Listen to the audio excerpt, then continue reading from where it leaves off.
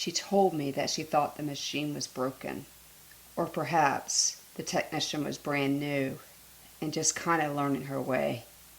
It was just after her 40th birthday, and the mom of 6 probably found the day spent at the doctor as a huge inconvenience and an annoyance.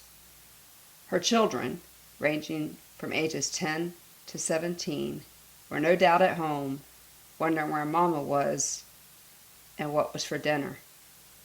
She described the ultrasound and how she laid on the hard table in a probable cold room. She talked about when the technician took a multiplicity of pictures and then left the room, returning only to capture additional images. When the phone call came a few days later, the voice on the other end described her diagnosis as invasive, aggressive, unusual. She described the gut punch because she heard that news as a mom of 6, and the word struck fear into all of her because the doctor said, "You have cancer." She thought of those 6 children who were depending on her. Who would raise them? Who would teach them the ways of the world? Who would keep them safe? Who would be there for all of the hallmarks, the graduations, the weddings? Who would teach them all of the things that it was her responsibility? Aggressive, invasive, unusual. She told me that that's a good description for maybe some character traits or something else, but not a diagnosis. She told me how it felt to lose her hair and how that made her feel like she was losing her identity.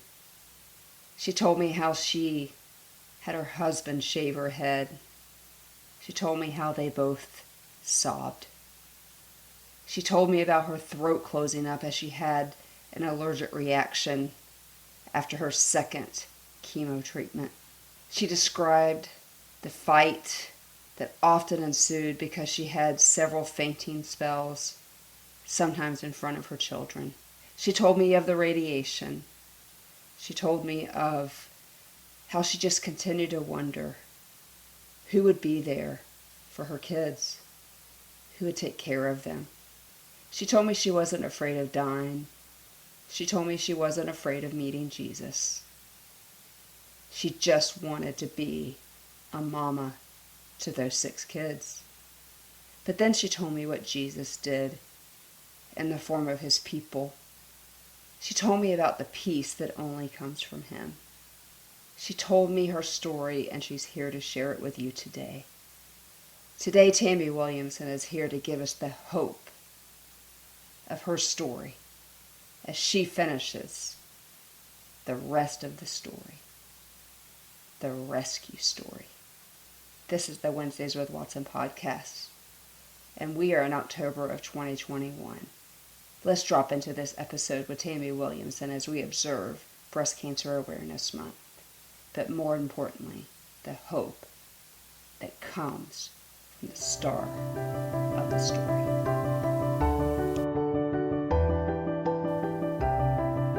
Hey guys, and welcome to a bonus episode of Wednesdays with Watson. This is October of 2021, and this is the month that we highlight breast cancer awareness. And so today's episode is an interview with a breast cancer survivor. It is a bonus drop. I hope that you will enjoy this conversation. Let's drop into that right now. Okay, so today I have here with me the young lady that is going to represent for us this year in the year 2021 as we highlight Breast Cancer Awareness Month, Tammy Williamson. Hey, Tammy, welcome to the podcast. Hey, thanks. Yeah, it's so funny because you and I have some connections that are interesting. Your mom and dad worked at the children's home that I was in. They were not my house parents because by then I had left. I was working there actually. But so you come from a family of people who love kids. You yourself work and maybe we'll have some time to talk about what you do. You also work with children and at-risk youth, it seems to me. And then we also went to the best college in the world. Hashtag we are Clearwater Christian College alumni right here. And perhaps the moderators of the Facebook page, the CCC Memories, will allow us to post this episode because we are Clearwater Christian College alumni. And so, well, let's just jump right into it. And so I have one question for you because this is just something that everybody's going to want to know. And I especially want to know. You are a mom to 6 kids. And Yes. okay, and they range from right now, what ages do they range from? The youngest one is 18 and the oldest one just turned 26. Okay, so 6 kids. So did you always want a big family? No, well, no, we were gonna have three, Yeah. and then, And then not. That's then I fair. wanted one more, and then surprise, surprise. Gotcha, gotcha. And how do they break up between boys and girls? Uh, Boy, girl, boy, boy, girl, boy. So we have four boys, two girls. Wow, very, very cool. And so I bet that makes life interesting, although you're kind of on the back nine of it now with your 18-year-old. Is your 18-year-old in college or a senior in high school? He is leaving next month for the Air Force. Oh my gosh, thank you and him for He will be our fourth military child, I would say. wow. Do you guys come from a military family? My dad was Air Force, but that's all. Wow. Well, thank you on behalf of a grateful nation, but especially me, because that is a huge. We know that the families also, uh, pay the price. And it's so interesting as a segue. This is a podcast about post traumatic stress disorder, and one of the reasons why I started it is because people just thought, hey, PTSD is just a military thing, and we have spent. I think by the time your episode drops, it'll be 45 episodes telling people that PTSD is not just something in the military. And full disclosure, you have not been diagnosed with PTSD, but we are going to discuss today your breast cancer journey and how you can help those people who are on the other side, who have earbuds in right now, who are listening to your story. And so let's just jump right into this. So our listeners heard your story at the beginning of the podcast. Of particular potency to me when you were telling me the story was that day when you, and I got chills even speaking to you right now, the day when you were laying on what was probably a hard table in a cold room getting an ultrasound. You're going to be able to tell that story better than I can. Walk us through that day. So obviously you had found something that the doctor said, we need to take care of this. You ended up in a room with an ultrasound tech. Tell me that story. So the doctor had said he was going to send me for some more testing because I had found this lump and I was already at the doctor's office. And he said it'll probably just be a mammogram, no big deal. And then if they need to, they might do an ultrasound. Just wait and see. So I got there and they did the mammogram, and the one side, she did like three images and she was done. Then she did the right side where my cancer later they found. It almost seemed like she didn't know what she was doing because she kept redoing some of the tests and then having me move just a little more and doing it again. She'd leave the room, she came back, she left, and it just didn't feel right. But she wouldn't say a word about it. Mm. And then after a few minutes, the next time she came back, she goes, you know what? Here, put this on. And she gave me like a little robe and she goes, we're just going to go down the hall. I'm like, I don't think the machine's broken. And here I am with my sarcasm, like, did I break it? Like, what happened? Did I And break it? she still doesn't give me any indication. And we go to another room and they do an ultrasound on it. Doesn't tell me anything else. Just, oh, we're just going to do a quick ultrasound to double check things. And then she sent me home. And I had to wait for the doctor, like, they're not super fast to Right. call you, like a week or so. And they scheduled an appointment, had me come in. So not only did they call and say, hey, we need you to come in, but they wouldn't tell me They wouldn't anything tell until we you. got there. Wow. So because a lot of people are going to be listening to this because we're going to promote it everywhere, in 50% of this country. And there are men, by the way, who get breast cancer, or women. And so there are going to be people listening. And we both went to Clearwater Christian College, so it stands to reason that we're both Christians. And so I know that you believe in the star of the story that we talk about on this podcast. But can you invite us into your headspace for a minute, especially when she was walking out and walking in, walking out, walking in? I mean, were you just kind of like your typical Enneagram 7, which we'll get to in a minute, and this is no big deal, just something's going on? Or did you go to a dark place in your head at that moment?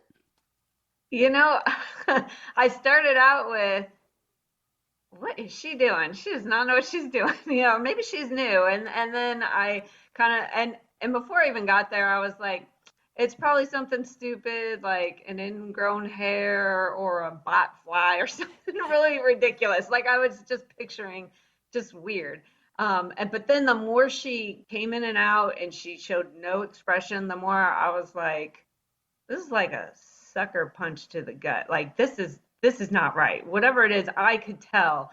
I had never had a mammogram before, but I knew that what was going on wasn't normal. Yeah, because And you were barely 40. It either just turned 40 or what was turning I 40.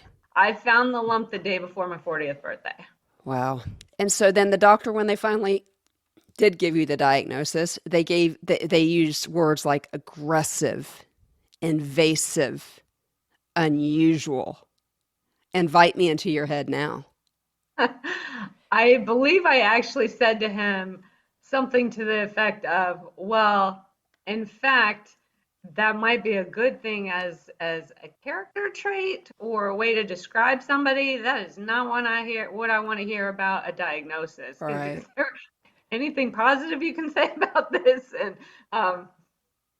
he had no humor, and he just kept saying all his other big words. And he's like, well, this is not normal. People your age don't get this. This isn't it, he didn't make it sound like I was on my deathbed, but he also wasn't encouraging at all. It was very So cut and were dry. you scared? It, oddly enough, I wasn't scared for me. I wasn't scared about dying. I wasn't scared about meeting Jesus. I was scared. Just a minute. I don't like emotions. No, I'm kidding. Enneagram I was 7. I was scared that my kids were gonna have to grow up without a mom. Yeah. And I want to let that breathe for a minute because I think that that is going to resonate so heavily with our listeners, is that you were afraid that your kids were going to have to grow up without a mom. And so as we were going back and forth on preparing for this episode, we talked about this. And I got to be honest with you, Tammy, one of the things that I did not see coming when I developed the Wednesdays with Watson podcast, and this keeps happening, is that my guest began to enter into even more healing as they tell their story. And it's just the power of story. And particularly if you're a Christian, the power of story to impact somebody else. And so I dived in a little bit, and this is the second time I've heard tears from you. And I cried when I first heard it because we processed this over Voxer.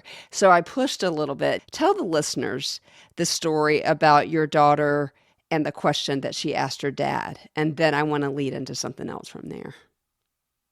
So we raised our children in a Christian home, and they were all in Christian school, two different schools at the time because of their age ranges.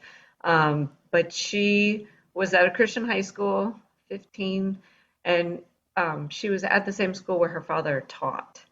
And one day, right after, a couple days after the diagnosis, it might have been like after their chapel or something, she went and found her father in the hallway, and she was emotionally a train wreck. And she just buried her head in his chest and she said, why did God give my mother cancer? Another thing that I want to let breathe because from the mouth of babes, right? And so this was in 2000 and it was 13. 13, right? And so as you and I were processing through this, you sent that same daughter a text message because I asked you, I said, what did Jeff say back to her? And you said, well, I don't know. Let me ask her. And so I want to read. So when you reached out to her and said, what did your dad say to you when you asked that question? This was her text exchange with you. And I'm going to read the text message with your permission to do that she sent to you. He said something along the lines of, I don't know why. Sometimes God puts us in hard situations in our life to grow us and to teach us, and ultimately to draw us closer to Him. I don't know why He chose to give us this hard situation in the form of Mom's cancer, but we need to trust that He has a bigger plan than we can see. And that was a good answer, because he just said, I don't know why God decided. And I think that's the best thing a parent can say. So then after that, you thanked her. And then after that, this is what she said. She said, I was 15. And so this is for those of you out there, maybe with a mom who has cancer. She said, I was 15. So if I were to give another 15-year-old advice, if they were in the same situation, is that I wish that someone would have told me that it wasn't about me. I wasn't the one sick. I wasn't the one in pain. I should have thought of what I could have been doing for you and for the family. Too many people kept checking on me to see how I was handling it, which made me think that the situation was about me having a sick mom. I wish someone would have showed me how I could have been more of a help to you or the family. I was so consumed with the fear that I might lose my mom and what that might look like for my future instead of what my mom was actually going through. The best advice I have for a child going through what we went through is that it's important to be persistent and to remember the person is sick is probably more scared than you are. And so that is her message to children out there who have moms with breast cancer or really any terminal disease. And then you sent me another message from your son, who also is giving advice. I would say, and he quotes, life is unknown and painful, but we have right now, at least, spend as much time with people or the person that you love as you can while you can, because we never know what tomorrow may hold. Anything can happen at any time. No need to worry about what may happen when things are uncertain. He goes, IDK. And for those of you who don't know what that means, I don't know. That's tough. And so I'm really grateful that your kids was able to give us messages. And that was just 2 of your 6 that gave messages to children out there whose moms have breast cancer or really any other terminal disease. I do want to ask you, though, on that first text that your daughter sent you, was that surprising to you? Like, she thought it was about her. How did that hit your mama's heart this many years later? It wasn't surprising because she was a little more standoffish, and she was like, I was always checking, are you okay? How's everybody doing? And I guess I didn't know that she felt like that, but I don't think I was super surprised. Her sister's reply, I was a little more surprised Do you about. have that right there? Can you read that to us? I do. Now, her sister was only 11, Okay. Kira. She says, I felt scared, mostly just scared of the unknown. I think I was 11 at the time. I wasn't sad. I didn't cry because I just didn't know what was going to happen. I was scared of not having a mother. I kept picturing the sad image of Dad holding our hands and crying and telling us you are gone. That would instantly put me into a very dark mood. Didn't feel like talking to anyone really, because what was there to say? We didn't know anything about how bad it was in the beginning. As time went on and we learned it wasn't too severe and wasn't necessarily life-threatening, I felt a bit more peace that seeing you become disabled and sick was hard. The times you passed out were especially terrifying. But how do you as a child protect the person that's meant to keep you safe? It was a strange thing. I'd never really had to sit and think about it. And you feel very helpless, like you're just a bystander watching the invincible force in your life fade, and watching you cry over your hair, and your body was upsetting. I can't put my finger on why, but it made me cry. I wanted to shave my head for some reason, because to me hair wasn't a big deal, and I didn't understand. But you were a grown woman, and your hair was an important part of beauty to you. If I were to give advice to a kid to go through this, I'd say protect them from the harsher parts, give them the reassurance of your love for them, keep them by your side during the times that you're home healing, and give them as many hugs as you can. I still treasure the memories of me and Mom just hanging out in her room, watching old movies and laughing and making snacks, or going to the grocery store together and she let me help get the stuff off the shelves.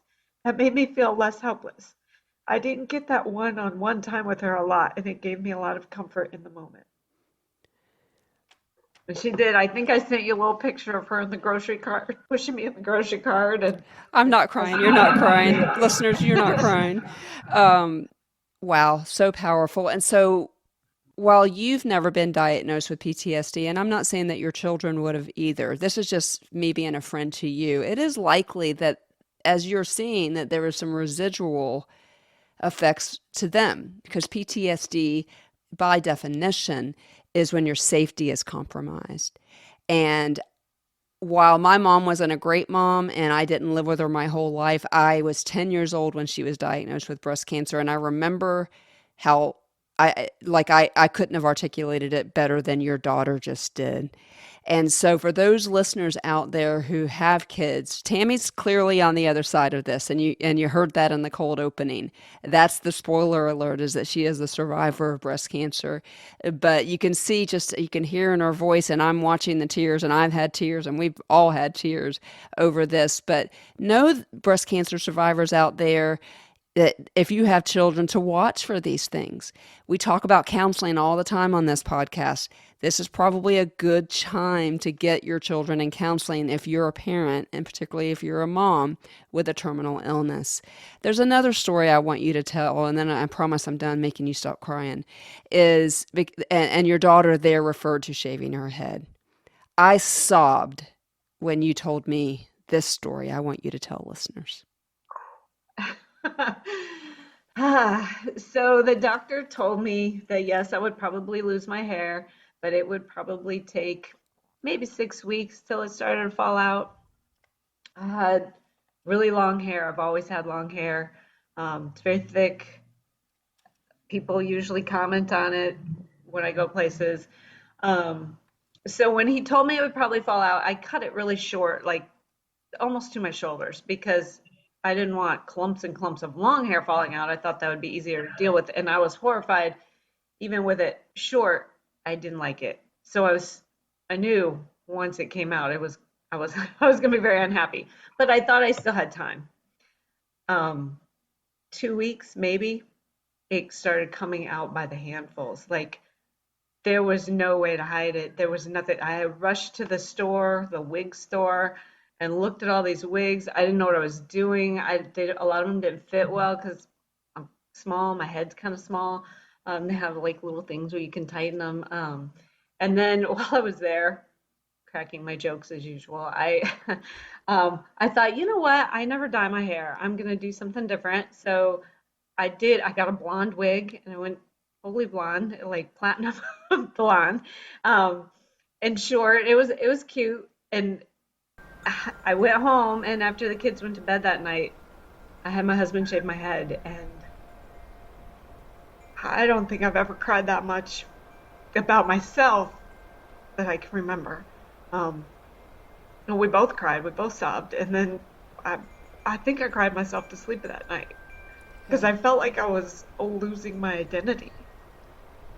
Yeah, that'll resonate with other people out there who you know what I'm saying, because it wasn't really about the hair. I think it was kind Right. of about this emotional release, which kind of leads me into this next question. We do not have you. I wish I could do a whole series on the Enneagram and trauma, but you're not part of that series. But I do want to address it because you said something a couple times now. So you've taken the test and it typed you as a type 7, which I call the good time Charlies, which my memories of you is just that, right? Enneagram type 7s, because we're trying to help people know that if you're aware of how God made you, then you could also be aware of how to process loss and trauma. So, as an Enneagram 7, 7s do not like to be trapped in emotional pain, and they will do anything they can do to not be trapped in emotional pain. I have a friend, and as a matter of fact, the person that will be our Enneagram 7 in that series would travel the world. And, some people abuse substances, food, all the things. You clearly use that unbelievable sense of humor and sarcasm, didn't you? Oh yes, all the time. I for everything, everywhere I go, everything I do, yes. Yeah, it's so Enneagram sevens out there, hear me. When I say that she used sarcasm and humor and all the things, and Tammy's doing okay. I'm looking at her here on Zoom, and she doesn't appear to have been incredibly traumatized by this, but there have been tears because as you revisit this time in your life, it is kind of like that poem Footprints in the Sand, when at the very end, when there's only one set of footprints, and Jesus says, it was then that I carried you. And I don't know about you, Tammy, but I look back at my own breast cancer journey and my own life and my own all of that, and I think, how in the world did I get through that? And I get those words in my head from that poem, it was then that I carried you. And so, for those of you out there listening, I think that it's just by the pure grace of God that when we're going through something as intense as this, that we don't feel the intensity of it because we can't really wrap our heads around it.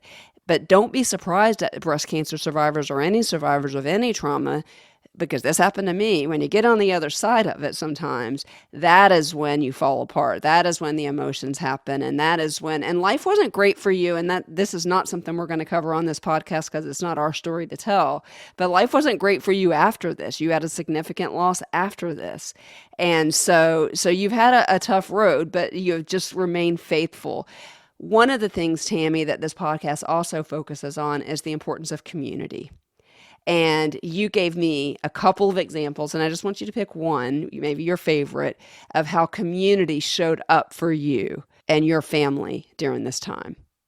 Absolutely. It was amazing the amount of people, and it was hard for me to choose just one. But I think the biggie, the most shocking, amazing one, mind you, we had 6 kids. We did not drive a minivan. I drove a mega van. It was big. How do you fit 8 people?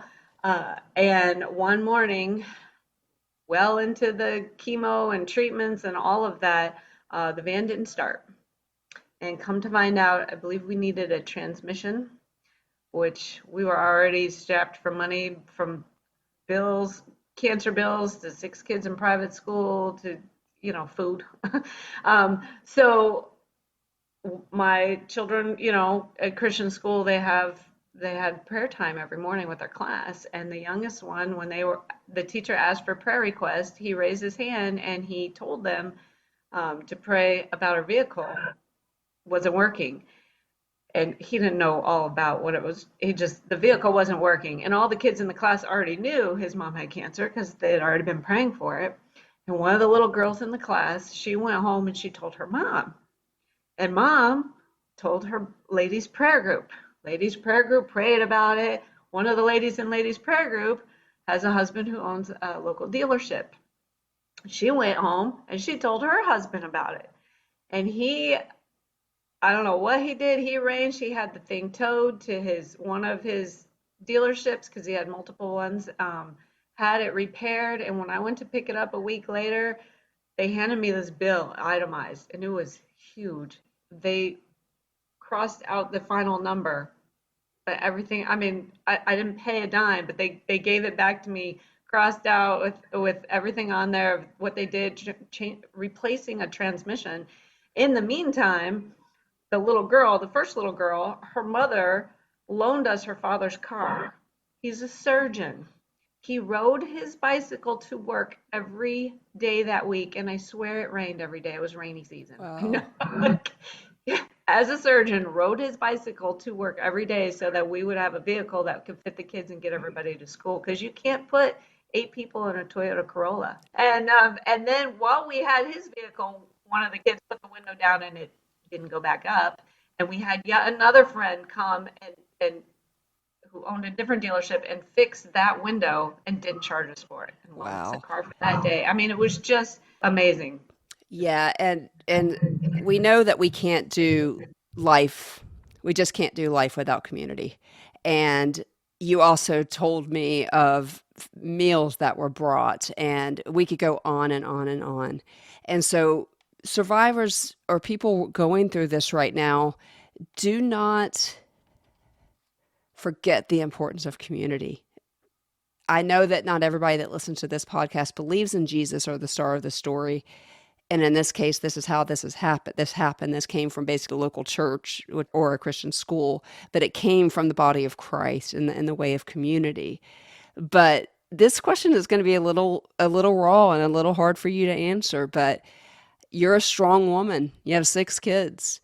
Hashtag we are Clearwater. We're strong, smart, independent, well-educated people. How was it for you? How did you feel when all these people were pouring into you, given that, like I said at the beginning of the podcast, your parents worked at a children's home? You now are kind of in a similar vein, and so clearly you have a heart for service. How was that like for you? I really, really want to know. It it was almost awkward. Like I hadn't been in that position very much because usually I was on the giving end of things and making sure everybody else was okay. I'm also a mental health counselor. I'm always making sure everybody else is okay, and most people don't ask me, and if they do, I say something witty and we move on. So to be on that receiving end, it took a little getting used to. The kids loved all the food. They were like, "Wow, mom, this is better than." I'm like, "Whoa, let's not go there." So, but it was. I believe it's harder for their father than it was for me to accept it, but it was just unusual. It was almost like being in an awkward situation where you don't know what to say. I didn't know what to say. Yeah. Do you feel like that, and you can decline to answer this question, but was there pride involved? Like, I don't need a hand up or hand down or hand or anything. I don't need this. I can fight this. We can do this. Was there any of that for you?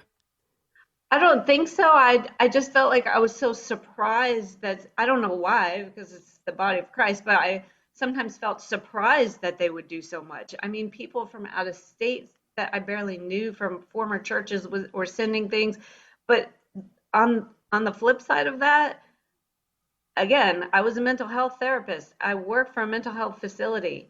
Not one coworker or employer sent me a note, checked on me, gave me a paid day off. Like, I didn't get paid unless I worked. Nothing from work. Everything was from the body of Christ, from the Christian schools to the church to family and friends from out of the area that were also Christians from work. That is so sad to me. And so, again, we go back to church, which is one of the C's in our podcast, and the importance of church. The other C that I want to ask you about is, did you ever, during or after, seek counseling to process any of this? As a matter of fact, no. I am a mental health counselor, and I did not. I'm very good at getting other people to tell me about their emotions, but I am very good at not talking about mine. When you look back on it, do you see how maybe counseling could have been advantageous for not only you, but for your children? Definitely. Especially for my children. I felt like I I wasn't as worried for me. I was just wanting to make sure they were okay, and I spent most of my focus on them. So I didn't have really a lot of time to worry about what was going on with me. I was just like, as long as my kids are okay. Yeah, yeah. And so, and I don't think that's uncommon. I think that when you're faced with a crisis like that, counseling's not going to be top of mind. But for those of you out there listening who are still struggling or maybe did get PTSD, and we've talked many times why some people will actually get a PTSD diagnosis after something like this and why some people won't. It's just the way we're made.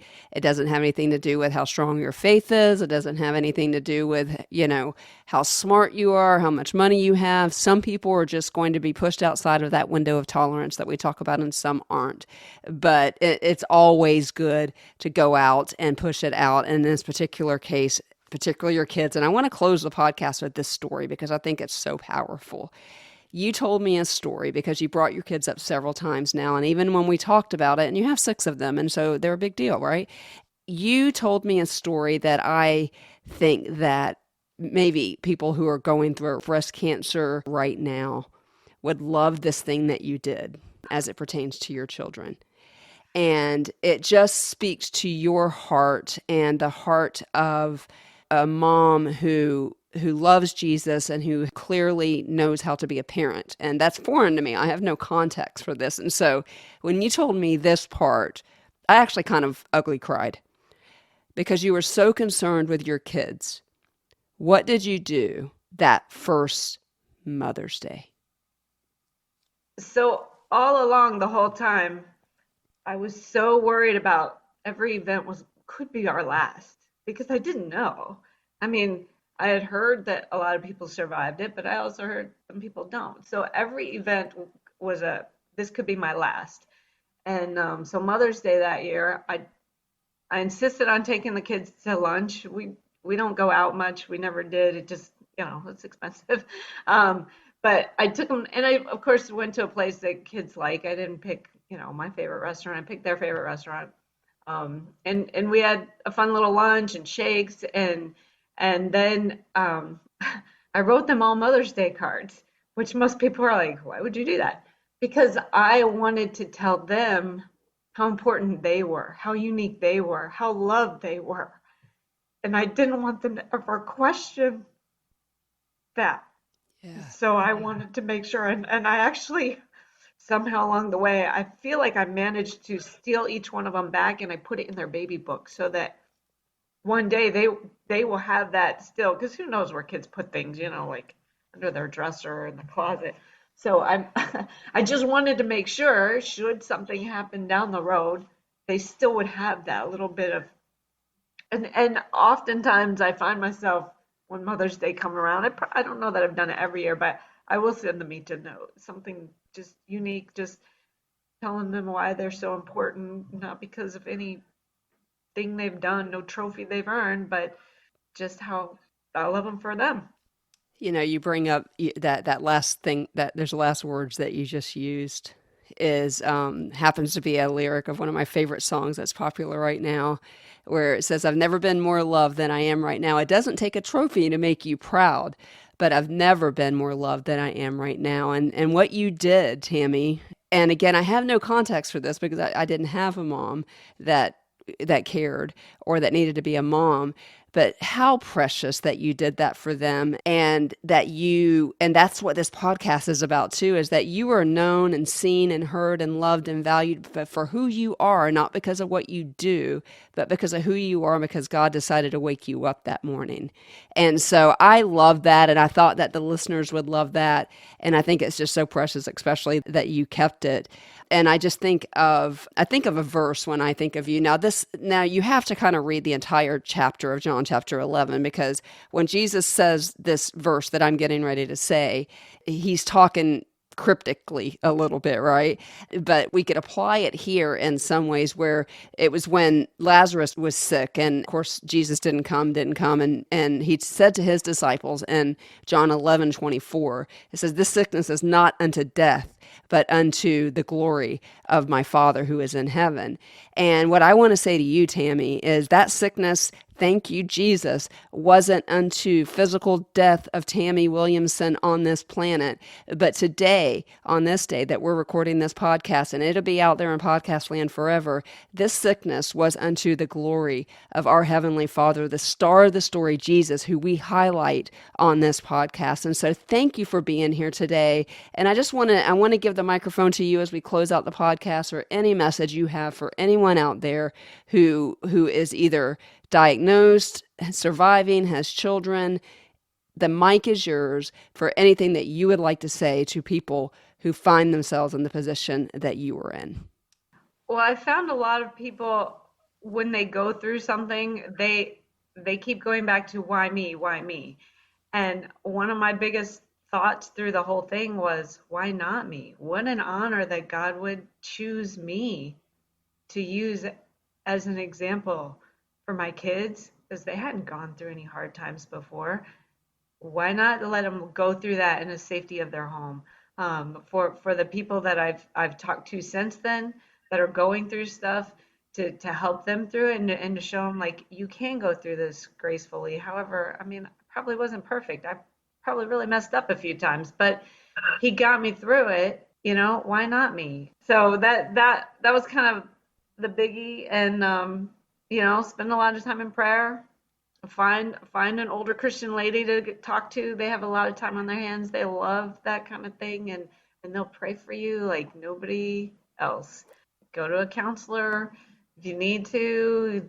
Get your close friends. A lot of my Clearwater buddies, like we get together twice a year, and through that time we got together a couple times, and it wasn't just me going through it. One of the girls' daughters was going through cancer, so we had that bond where we were there to support each other and pray for each other, and they check in on me all the time.